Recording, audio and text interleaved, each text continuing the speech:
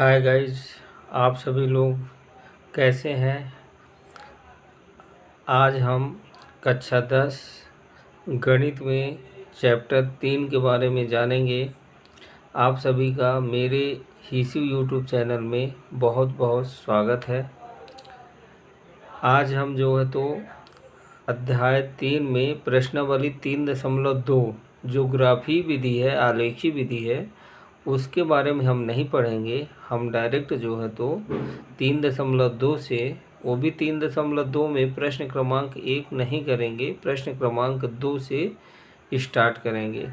तो प्रश्न क्रमांक 2 से स्टार्ट करने के पहले, जैसा कि मैंने आपको पिछली वीडियो में सिखाया था कि दो चर रैखिक समीकरण का व्यापक रूप क्या होता है, और दो चर रैखिक समीकरण का व्यापक रूप जब आप लोग जान जाएंगे तो आपको ये भी मैंने बताया था कि a1 का मान, b1 का मान, c1 का मान कैसे निकालते हैं, और a2 का मान, b2 का मान, c2 का मान कैसे निकालते हैं।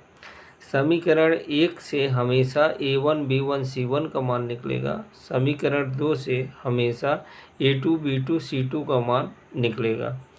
अब हम जो है तो प्रश्नावली 3.2 में कुछ प्रमुख सूत्रों का उपयोग करेंगे। उन सूत्रों का उपयोग करके ही उनके सवाल हल करेंगे। तो हम उन सूत्रों के बारे में जानेंगे। तो सबसे पहले हमें ये जानना ज़रूरी है कि प्रश्न में किस तरीके से प्रश्न बनाए जाएंगे। प्रश्न 3 तरीके से बनाए जाएंगे। या तो आपको समीकरण दे देंगे, या तो आपको समीकरण दिए जाएंगे, उनमें से 3 बातें क्या क्या पूछे जाएंगे आप उसे ध्यान से समझें। वो बोलेगा कि दिए गए समीकरण के जो 2 समीकरण दिए जाते हैं उनमें रेखाओं से संबंधित प्रश्न करेगा कि रेखाएं प्रतिच्छेदी कर रही हैं, कि दोनों रेखाएं समपाती हैं, कि दोनों रेखाएं समांतर हैं। मैंने क्या क्या बताया कि दोनों रेखाएं, जो 2 समीकरण दिए रहेंगे वो 2 रेखाओं को प्रदर्शित करेंगे। तो 2 रेखाएं जो हैं तो वो या तो प्रतिच्छेद करेंगी, या तो समपाती करेंगी, या तो आपस में समांतर होंगी। दूसरी बात ये आती है कि और दूसरा तरीका कौन सा है जिसके अनुसार प्रश्न आएगा कि निकाय का अद्वितीय हल होगा, कि निकाय के अनंत अनेक हल होंगे, कि निकाय का कोई हल नहीं होगा। तीसरा और लास्ट कंडीशन आपकी रहेगी कि निकाय समीकरण, जो 2 समीकरण दिए गए हैं उनके निकाय के हल संगत होंगे कि असंगत होंगे। इनके बारे में हमें अच्छे से समझना। तो आशा करता हूँ आप प्रश्न को समझ गए होंगे कि आपसे प्रश्न में 3 बातें कौन कौन सी पूछेगा। या तो वो बोलेगा कि रेखाओं के बारे में बताइए, तो रेखाओं के बारे में कौन सी 3 बातें पूछेगा कि रेखाएं प्रतिच्छेदी करती हैं, कि समपाती हैं, कि समांतर हैं। या तो फिर दूसरा कंडीशन आपसे पूछेगा, समीकरण दे दिया जाएगा, बोलेगा निकाय के दिए गए समीकरण निकाय के अद्वितीय हल है, कि अनंत अनेक हल है, कि कोई हल नहीं है। तीसरी और लास्ट कंडीशन आपको दे दी जाएगी कि संगत 2 समीकरण दिए गए हैं वो आपस में संगत हैं कि असंगत हैं। तो हमें इनके लिए 3 फार्मूले, 3 सूत्र का उपयोग करना। वो 3 सूत्र क्या है पहले उनको समझेंगे, फिर उनमें दी गई जो शर्त है, जो लॉजिक है, उनको समझेंगे। पहला सूत्र आता है a1/a2 बराबर नहीं। यदि ये जो चिन्ह है ये बराबर नहीं का चिन्ह है, यदि हम बराबर का चिन्ह बना के और उसको इस तरीके से कट कर देंगे तो वो चिन्ह कहलाएगा बराबर नहीं का। तो ये सूत्र हमें बता रहा है कि a1/a2 बराबर नहीं b1/b2। और दूसरा सूत्र बता रहा है कि a1/a2 बराबर है b1/b2 के, बराबर है c1/c2 का। अर्थात आप कह सकते हैं कि इसका जितना मान आएगा उतना ही इसका भी मान आएगा, और उतना ही इसका भी मान आएगा। मतलब कि इसे जब हम आगे हल करेंगे तो यदि इनको a1/a2 को हल करने के बाद 5 आ रहा है, b1/b2 को हल करने के बाद 5 आ रहा है, c1/c2 को हल करने के बाद 5 आ रहा है, तो तीनों आपस में बराबर हो जाएंगे। तो इस तरीके से ये सूत्र है। तीसरा और लास्ट सूत्र है A1/A2 बराबर B1/B2 बराबर नहीं C1/C2 के। अब ये सूत्र किस तरीके से है, इसमें हमने बताया गया है कि जब दिए गए समीकरण दो प्रतिच्छेदी रेखाएं निरूपित करेगा, मतलब पहला सूत्र कब कब लगेगा, जब दिए गए समीकरण दो प्रतिच्छेदी रेखाएं निरूपित करेगा, अर्थात अद्वितीय हल होगा और निकाय के हल संगत होंगे, तब हमें तीनों कंडीशन में ये सूत्र लगाना है। कौन कौन सी कंडीशन में? यदि आपसे पूछ रहा रेखाएं प्रतिच्छेदी हैं, यदि आपसे पूछ रहा है कि दिए गए समीकरण के निकाय के अद्वितीय हल है, यदि आपसे बोल रहा है कि निकाय के संगत हल है, तो हमें A1/A2 बराबर नहीं B1/B2 लगाना है। फिर दूसरा सूत्र है कि जब दिए गए समीकरण दो समपाती रेखाएं निरूपित करेगा, अर्थात अनंत अनेक हल होंगे और साथ ही हल संगत होंगे, तो उसके लिए सूत्र लगेगा A1/A2 बराबर B1/B2 बराबर C1/C2। तीसरा और लास्ट सूत्र है कि जब दिए गए समीकरण दो समांतर रेखाएं निरूपित करें। कैसी रेखाएं? समांतर रेखाएं निरूपित करें, अर्थात कोई हल नहीं होगा और निकाय के हल असंगत होंगे, तो इसका सूत्र है A1/A2 बराबर B1/B2 बराबर नहीं C1/C2। आप इन सूत्रों को शॉर्टकट इस तरीके से भी याद कर सकते हैं कि अलग अलग करके, कि जब रेखाएं प्रतिच्छेदी हों तो A1/A2 बराबर नहीं B1/B2, और जब रेखाएं संपाती हों तो A1/A2 बराबर B1/B2 बराबर C1/C2। जब रेखाएं समांतर हों तो A1/A2 बराबर B1/B2 बराबर नहीं C1/C2। दूसरी कंडीशन, यदि वो बोलेगा अद्वितीय हल ज्ञात करना है, तो अद्वितीय हल के लिए A1/A2 बराबर नहीं B1/B2। अनंत अनेक हल के लिए A1/A2 बराबर B1/B2 बराबर C1/C2। कोई हल नहीं होगा जब, तो उसके लिए A1/A2 बराबर B1/B2 बराबर नहीं C1/C2। लास्ट आता है तीसरी कंडीशन संगत और असंगत की। तो आप ध्यान रखेंगे कि यदि सूत्र को आप क्रम से याद कर रहे हैं, सूत्र आपको क्रम से याद करना है, तो पहले और दूसरे सूत्र में ये दोनों संगत के सूत्र हैं, केवल अंतिम और लास्ट सूत्र जो है तो असंगत का है। आप देख भी सकते हैं, यहाँ पे लिखा है ये असंगत, और यहाँ पे संगत है, और यहाँ भी संगत है। तो इस तरीके से इन सूत्रों को आपको याद करना पड़ेगा, बिना सूत्र याद करे सवाल आप नहीं लगा सकते हैं। अब इनके प्रश्न किस तरीके से प्रश्नावली 3.2 में दिए गए हैं उनको हम देख। जैसे प्रश्न क्रमांक दूसरा दिया है कि अनुपातों A1/A2 B1/B2 C1/C2 की तुलना कर ज्ञात कीजिए कि निम्न समीकरण युग्म द्वारा निरूपित रेखाएं एक बिंदु पर प्रतिच्छेद करती हैं कि समांतर हैं कि समपाती हैं। हमें ये ज्ञात करना। प्रश्न क्रमांक दूसरे का पहला प्रश्न दिया है 5x - 4y + 8 बराबर 0। दूसरा समीकरण दिया है 7x + 6y - 9 बराबर 0। पहले समीकरण को समीकरण 1 लिख देंगे, दूसरे समीकरण को समीकरण नंबर 2 लिख देंगे। फिर इसके बाद हम लिखेंगे समीकरण 1 की तुलना रैखिक व्यापक समीकरण A1x + B1y + C1 बराबर 0 से, तथा समीकरण 2 की तुलना A2x + B2y + C2 बराबर 0 से करने पर। मैंने आपको पिछले वीडियो में ये दोनों रैखिक व्यापक समीकरण भी बताए थे, A1x + B1y + C1 बराबर 0। इससे समीकरण 1 की तुलना की जाएगी तो हमें A1 B1 C1 के मान पता चलेंगे, और दूसरा जो व्यापक समीकरण होता है A2x + B2y + C2 बराबर 0। इससे जब हम समीकरण 2 की तुलना करते हैं तो हमें A2 B2 C2 के मान पता चलेंगे। जब हम तुलना करेंगे समीकरण 1 की a1x plus b1y plus c1 बराबर 0 से, तो हमें a1 का मान 5 पता चलेगा।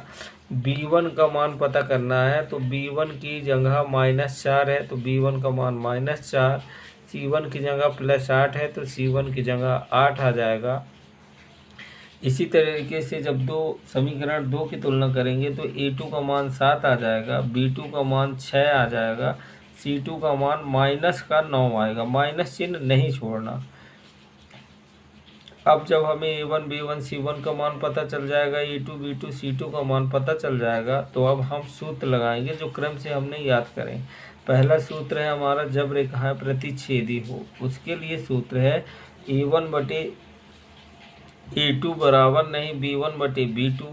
तो a1 का मान 5 है, बटे में a2 का मान 7 है, यहाँ से देख के लिखना। बराबर नहीं का चिन्ह लगाएंगे, b1 का मान -4 है, b2 का मान 6 है, तो -4 बटे 6 हो जाएगा। अब हम देखेंगे कि ये दोनों मान आपस में बराबर हैं कि नहीं है। तो ये दोनों मान आपस में बराबर नहीं है, और ये जो हमारा सूत्र हमें यही तो कह रहा कि इन दोनों का मान अगर आपस में बराबर नहीं है तो रेखाएं कैसी हैं, प्रतिच्छेदी हैं। तो दोनों हमारा मान बराबर नहीं है। अगर 5/7 यहाँ भी आ जाता तो ये दोनों बराबर कहलाते, तब ये प्रतिच्छेदी नहीं होता, लेकिन अब बराबर नहीं है तो प्रतिच्छेदी होगा। तो हम लिख देंगे अतः दोनों रेखाएं प्रतिच्छेदी हैं। इस तरीके से पहला प्रश्न नंबर दूसरे का पहला सवाल पूरा हो गया। अब प्रश्न क्रमांक दूसरा हमारा क्या है वो देखेंगे। प्रश्न क्रमांक दूसरा में दिया है 9x + 3y + 12 बराबर 0, इसको समीकरण 1 मानेंगे। 18x + 6y + 24 बराबर 0, इसको समीकरण 2 मानेंगे। अब हम फिर से वही लिखेंगे कि समीकरण 1 की तुलना रैखिक व्यापक समीकरण a1x + b1y + c1 बराबर 0 से, और समीकरण 2 की तुलना a2x + b2y + c2 बराबर 0 से करने पर तो हमें a1 का मान, b1 का मान, c1 का मान मिलेगा, a2 का मान, b2 का मान, c2 का मान मिलेगा। कितना मिलेगा? a1 की जगह 9 है तो 9 आ जाएगा a1 का मान, b1 की जगह +3 है तो b1 की जगह +3 आ जाएगा, c1 की जगह +12 है तो c1 का मान +12 आ गया। समीकरण 2 की जब तुलना करेंगे तो a2 का मान b2 को c2 का मिलेगा, तो a2 का मान कितना, a2 की जगह 18 है तो 18 हो गया, b2 की जगह 6 है तो 6 हो गया b2 का मान, c2 की जगह सॉरी गाइज, c2 का मान 24 है तो 24 हो जाएगा। अब हम सूत्र लगाएंगे। नंबर 1, जब रेखाएं प्रतिच्छेदी हो, सूत्र हमें क्रम से लगाना जिस तरीके से हमने आपको बताए हैं। तो जब रेखाएं प्रतिच्छेदी हो तो a1 बटे a2 बराबर नहीं b1 बटे b2। a1 का मान कितना है 9, तो हमने 9 रखा। a2 का मान कितना 18, तो बटे में 18 रखा। बराबर नहीं का चिन्ह लगाया। b1 का मान 3 है तो 3 रखा, b2 का मान 6 है तो 6 रखा। अब हम देखेंगे कि 9 से 18 कट जाएगा, 9 को काटेंगे, 9 1 कम 9, 1 आ जाएगा, और 9 दूनी 18 तो बड़ नीचे 2 आ जाएगा। इसी तरीके से 3 1 कम 3 तो 1 ऊपर आएगा, और 3 दूनी 6 होता तो 2 नीचे आएगा। तो अब हमारा कटने के बाद कितना बचा, यहाँ से ऊपर से 1 बचा, ऊपर 1 लिखेंगे, नीचे से 2 बचा तो नीचे 2 लिखेंगे। बराबर नहीं का चिन्ह है तो बराबर नहीं का चिन्ह लगाएंगे। इस तरफ से भी ऊपर 1 बचा तो 1 लिखेंगे, नीचे बटे से 2 बचा तो 2 लिखेंगे, तो 1/2। अब हम देख रहे हैं कि ये हमारा सूत्र क्या कह रहा है कि ये दोनों आपस में बराबर नहीं होना चाहिए, लेकिन यहाँ तो 1/2 आ गया, जो कि हमें तो साफ साफ दिखाई दे रहा है कि ये दोनों आपस में बराबर है। तो ये सूत्र कैंसिल हो गया। अब जब कैंसिल हो गया तो हम क्या करेंगे, हम अब अगले सूत्र में जाएंगे। तो अगला सूत्र हमारा क्या होगा, जब रेखाएं समपाती हों। जब रेखाएं समपाती हों तो हमारा सूत्र होता है a1 बटे a2 बराबर b1 बटे b2 बराबर c1 बटे c2। अब यहाँ पे क्या करेंगे, यहाँ भी हम यहाँ से देख करके मान रख देंगे। a1 का मान हमारा 9 है तो हमने 9 रखा, बटे में a2 का मान 18 है तो बटे में 18 रखा। बराबर लगा है, यहाँ पे सूत्र में बराबर लगाया। b1 का मान 3 है तो हमने 3 रखा, b2 का मान 6 है, बटे में 6 रखा। फिर बराबर लगा, बराबर लगाया। c1 का मान हमारा 12 है, हमने 12 रखा। बटे में C2 का मान 24 है तो हमने 24 रखा।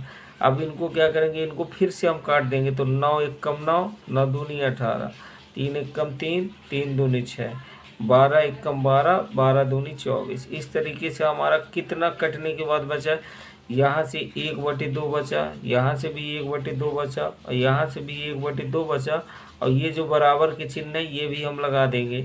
अब हम देख रहे हैं कि 1/2 बराबर 1/2 बराबर 1/2, हमारा सूत्र भी यही कहता है कि यदि अगर आपस में तीनों बराबर हैं तो रेखाएं समपाती होंगी। तो हमारा अब तीनों बराबर हैं तो हम बोल देंगे अतः रेखाएं समपाती होंगी। इस तरीके से प्रश्न क्रमांक दूसरा पूरा हो गया। अब प्रश्न क्रमांक तीसरा चलेंगे। प्रश्न क्रमांक तीसरा जो है, प्रश्न क्रमांक तीसरा में सवाल दिया गया है 6x - 3y + 10 बराबर 0 समीकरण 1 दे देंगे, और दूसरा समीकरण दिया 2x - y + 9 बराबर 0, इसको हम दे देंगे समीकरण नंबर 2। और इसमें हम फिर वही हिंदी लिखना, हिंदी आपको सब सवालों में लिखना, एक बार लिखेंगे 2 बार लिखेंगे आपसे याद हो जाएगी। समीकरण 1 की तुलना रैखिक व्यापक समीकरण a1x + b1y + c1 बराबर 0 से, तथा समीकरण 2 की तुलना रैखिक व्यापक समीकरण a2x + b2y + c2 बराबर 0 से करने पर a1 का मान हमारा आ जाएगा 6। अब b2 का मान -3 है तो -3 आ जाएगा, सॉरी a1 का मान 6 आ जाएगा। अब b1 का मान, b1 की जगह -3 है तो b1 का मान -3 हो जाएगा। c1 की जगह +10 है तो c1 का मान +10 हो जाएगा। जब हम समीकरण 2 को देखेंगे तो हमको यहाँ से a2 का मान, b2 का मान, c2 का मान पता चले। a2 का मान 2 है तो 2 हो जाएगा। b2 की जगह कुछ नहीं लिखा तो हम कितना मानेंगे, 1 मानेंगे, और साथ में चिन्ह ध्यान से देखेंगे, माइनस लगा, माइनस को हमको छोड़ना नहीं है, तो b2 का मान -1 हो जाएगा। जैसे यहाँ पे b1 का मान -3 हुआ था, अब यहाँ कुछ नहीं तो 1 मान लिया, अब माइनस भी ले लिया, तो b2 का मान -1 और c2 का मान प्लस करना। अब हम उसी तरीके से अपने क्रम से सूत्र लगाएंगे। तो पहला सूत्र हमारा क्या होता है कि जब रेखाएं प्रतिच्छेदी हों, उसके लिए क्या कंडीशन है कि a1/a2 का मान बराबर नहीं होगा b1/b2 के, तो हमने सूत्र लगा दिया। अब हम मान रख देंगे, a1 का मान कितना 6, तो a1 की जगह 6 रखा, बटे में a2 है तो a2 का मान कितना 2 है, तो बटे में 6 के बटे में 2 रख दिया।